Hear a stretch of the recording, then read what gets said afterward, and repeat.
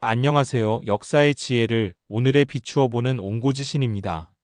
수많은 영웅오걸이 명멸했던 한나라 시대, 천하를 호령했던 황제와 대륙을 뒤흔든 장군들의 이름은 우리에게 익숙합니다. 하지만 역사가 사마천은 화려한 스포트라이트 뒤에서 묵묵히 제국의 균형을 맞추던 한 인물에 주목했습니다. 오늘 우리는 사마천의 사기, 그 중에서도 한장유혈전을 통해 신중함이라는 덕목이 권력의 세계에서 어떤 의미를 갖는지, 그리고 한 명의 정치가가 어떻게 역사의 물줄기를 바꾸려 했는지 함께 탐구해 보겠습니다. 그의 이름은 한항국입니다. 사마천이 기록한 한장유혈전은 한 나라의 운명을 좌우하는 국가 경영술에 대한 날카로운 사례의 연구이며, 아무리 강한 힘이라도 그 끝은 정해져 있다는 권력의 한계에 대한 철학적 성찰입니다. 그리고 더 나아가 젊은 황제 한 무제가 이끌던 제국의 거대한 팽창적 야망에 대해 사마천이 던지는 섬세하지만 분명한 비판이기도 합니다. 이야기의 주인공 한항국을 만나보겠습니다. 사마천은 그를 칼을 휘두르는 장군이 아닌 복잡하게 얽힌 실타래를 풀어내는 정치가로 소개합니다. 그의 가장 큰 무기는 군대가 아닌 갈등을 해결하고 모두를 위한 안정을 만들어내는 능력이었습니다. 그는 스스로를 정치적 안정가로 증명해냈습니다. 한항국의 이름이 역사에 처음으로 깊게 새겨진 계기는 기원전 154년에 벌어진 오초칠국의 난이었습니다. 당시 한나라 경제에 맞서 7개의 제후국이 연합하여 반란을 일으킨 이 거대한 내전 속에서 한항국은 장군으로 임명됩니다. 그는 반란의 주축이었던 오나라 군대의 맹렬한 공격으로부터 전략적 요충지였던 양나라를 성공적으로 방어해냈고, 이 군사적 성공은 그에게 전국적인 명성을 안겨주었습니다. 이 초기의 군사적 성취는 그의 인생 전체를 이해하는 데 매우 중요한 의미를 갖습니다. 훗날 그가 흉노와의 전쟁을 반대하며 평화론을 펼쳤을 때 아무도 그를 비겁하다거나 전쟁을 모른다고 비난할 수 없었습니다. 그는 대규모 전쟁의 참혹함과 그 위험을 누구보다 잘 알고 있었기 때문입니다. 전쟁의 대가에 대한 깊은 이해를 가진 그는 나약함이 아닌 강자의 입장에서 외교적 해결책을 주장할 수 있는 확고한 신뢰를 얻었습니다. 나라를 평안하게 한다는 뜻의 그의 이름, 앙국은 그렇게 그의 삶을 관통하는 주제가 되었습니다. 하지만 한항국의 진정한 역량은 전장이 아닌 보이지 않는 암투가 벌어지는 궁중에서 더욱 빛을 발했습니다. 그는 한나라 황실 내부의 위험한 갈등을 해결하는데 대체 불가능한 능력을 보여주었습니다. 황제와 그의 동생인 양효왕 사이의 후계 문제로 갈등이 폭발 직전에 이르렀을 때, 그리고 황제와 강력한 권력을 가진 어머니 두태우 사이의 긴장감이 흘렀을 때, 그 중심에는 언제나 한항국이 있었습니다. 그는 신중한 언행과 양쪽의 장단점을 날카롭게 지적하는 능력으로 파국을 막아냈습니다. 그는 한 왕조를 위협하는 가장 큰 위험이 북방의 흉노가 아닌 황실 내부의 분열과 갈등임을 정확히 꿰뚫어보고 있었습니다. 이러한 경험은 훗날 그의 외교 철학에 깊은 영향을 미칩니다. 그는 흉노를 단순한 적이 아닌 무력만으로는 다룰 수 없는 복잡한 정치적 실체로 파악했고, 신중한 관리가 필요하다고 주장했습니다. 그의 이런 유연한 사고는 법가의 현실주의와 여러 사상을 절충한 통합적 지식 배경이 있었기에 가능했습니다. 시간이 흘러 젊고 야심만만한 한 무제가 황제의 자리에 오릅니다. 이 시기 한항국은 어사대부라는 고위직에 있었습니다. 이때 한나라는 대흉노 정책의 거대한 전환점을 맞이합니다. 이전까지 공물을 바치고 황실의 공주를 보내며 굴욕적으로 평화를 유지했던 화친 정책을 끝내고 군사적으로 맞서려는 분위기가 팽배해졌습니다.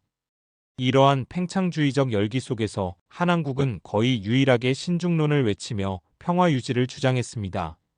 한항국은 과거의 지혜, 즉 제도적 기억을 대변하는 인물이었습니다.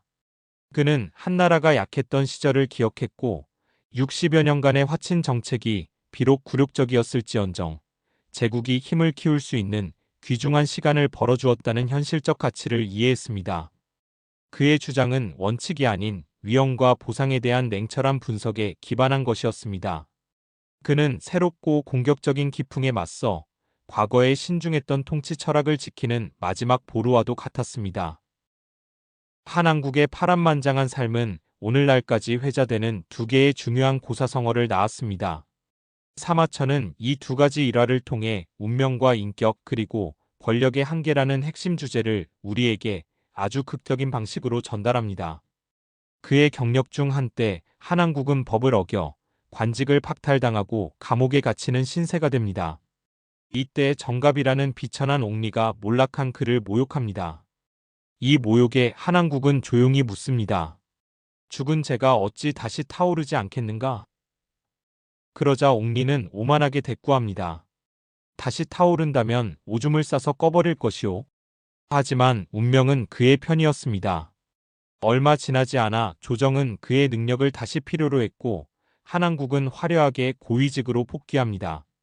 겁에 질린 옥리 정갑은 도망쳤지만 한왕국은 그를 찾아내어 벌을 주기는커녕 오히려 이전보다 더 잘 대우해주며 이렇게 말합니다. 지금 오줌을 눌 테면 누워라. 자네 같은 자를 벌할 가치가 있겠는가? 재기하다라는 의미로 쓰이는 사회부연이라는 고사성어는 바로 이 극적인 운명의 반전에서 탄생했습니다. 한왕국은 사소한 복수심을 초월한 인물임을, 진정한 권위는 관용에서 나옴을 스스로 증명해 보였습니다. 두 번째 이야기는 흉노와의 화친 문제를 두고 조정에서 격렬한 논쟁이 벌어졌을 때 시작됩니다. 매파적 성향의 관리 왕회는 평화를 반대하며 흉노를 유인하여 섬멸하기 위한 대규모 군사작전을 주장합니다. 이에 맞서 한왕국은 신중론을 펼칩니다. 그의 입에서 나온 경고는 훗날 역사를 관통하는 예언이 됩니다. 그는 장거리 원정이 한나라 군대를 지치게 할 것이라며 이렇게 말합니다. 강한 쇠뇌에서 쏜 화살이라도 그 끝에 가서는 얇은 노나라 비단조차 뚫을 힘이 없습니다. 아무리 강한 힘이라도 거리와 시간에 따라 그 한계에 부딪히기 마련이라는 뜻의 강로지 말. 그는 과도한 전선 확대의 위험이 잠재적 보상보다 훨씬 크다고 역설했습니다. 하지만 영광스러운 승리에 마음이 기운 무제는 한왕국의 조언을 무시하고 왕회의 계획을 채택합니다. 마읍이라는 곳에 30만 대군을 동원한 거대한 매복 작전이 실행되었지만 흉노는 함정을 감지하고 유유히 빠져나갑니다. 막대한 비용을 들인 작전은 아무런 성과 없이 굴욕적인 실패로 끝났고 여론의 비난을 받은 왕회는 결국 스스로 목숨을 끊습니다. 이 비극적인 사건은 한왕국의 뛰어난 지혜와 성견지명이 옳았음을 역설적으로 증명했습니다. 이 모든 이야기를 통해 사마천은 이제 역사가로서의 판결을 내립니다. 그는 서사라는 법정 위에 주요 인물들과 그들이 대표하는 정치 철학을 세워두고 우리에게 누가 옳았는지를 묻고 있습니다. 이 열전은 한왕국과 왕회라는 두 인물을 의도적으로 병치시킵니다. 한왕국은 경험에 기반한 노련한 현실주의자입니다. 그는 신중함과 외교를 통해 위험을 회피하고자 했고 국력의 한계를 분명히 인식했습니다. 반면 왕회는 황제의 팽창주의적 욕망을 대변하는 야심찬 강경파였습니다.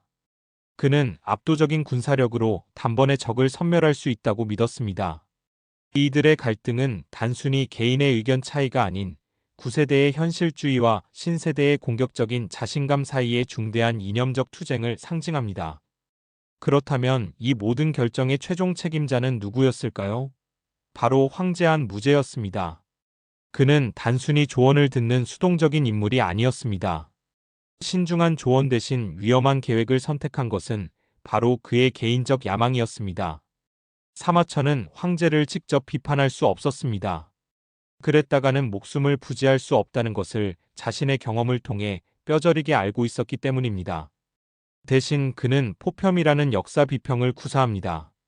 현명하고 신중한 길과 야심차고 결함 있는 길 두 가지를 모두 보여준 뒤 황제가 결함 있는 길을 선택하여 비극으로 이어지는 과정을 담담히 서술합니다. 이를 통해 사마천은 황제의 판단을 직접 언급하지 않고도 그가 얼마나 큰 실수를 저질렀는지를 암묵적으로 비판하는 것입니다. 궁극적으로 사마천은 한왕국을 이상적인 정치가의 모범으로 우리에게 제시합니다. 그는 군사적 능력을 갖추었지만 외교를 선호했고 권력을 이해하지만 그 한계를 인식했으며 복수심이 아닌 관대함으로 권위를 행사하는 인물이었습니다.